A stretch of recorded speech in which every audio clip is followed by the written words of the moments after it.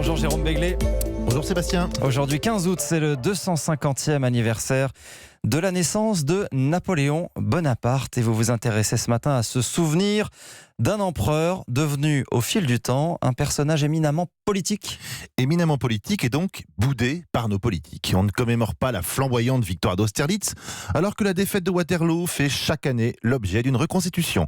En 2005, la marine française avait envoyé le porte-avions Charles de Gaulle le jour anniversaire de la bataille de Trafalgar.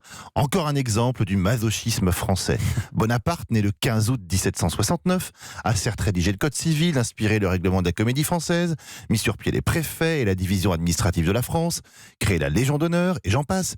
Mais aux yeux de la bien-pensance qui nous gouverne, il est un empereur, donc pire qu'un roi, et un empereur grégaire, dévoré par le culte de la personnalité qui mit l'Europe à feu et à sang, et en pensant plus à la servir qu'à la construire.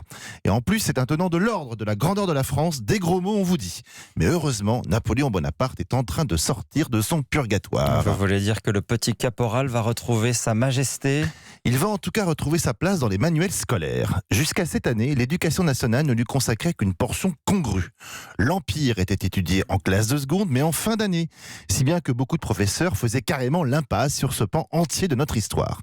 Cette rentrée, retour en grâce. Jean-Michel Blanquer lui a redonné la place qu'il mérite. Napoléon sera étudié en début de première et il concentrera 12 à 13 heures d'enseignement dans un module intitulé La Révolution et l'Empire. Alors qu'il y a peu, le vainqueur du pont d'Arcole n'était considéré que comme un avatar peu admirable de la glorieuse révolution de 1789. Il était temps, même si cet ostracisme s'arrêtait à la porte de l'école.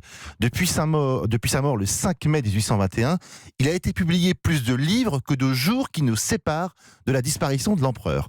Demandez à un commissaire-priseur ou à un brocanteur, ils vous expliqueront que la moindre gravure, la plus petite babiole rappelant le souvenir de Napoléon, trouve preneur à bon prix. Vous pensez qu'on est en train de tomber dans une Napoléon mania ? Pas encore, mais alors qu'il était suspect dans les médias de se revendiquer du soldat de Wagram ou d'Iéna, Napoléon est le personnage historique le plus consulté dans le monde sur Google, après le Christ, mais devant Confucius.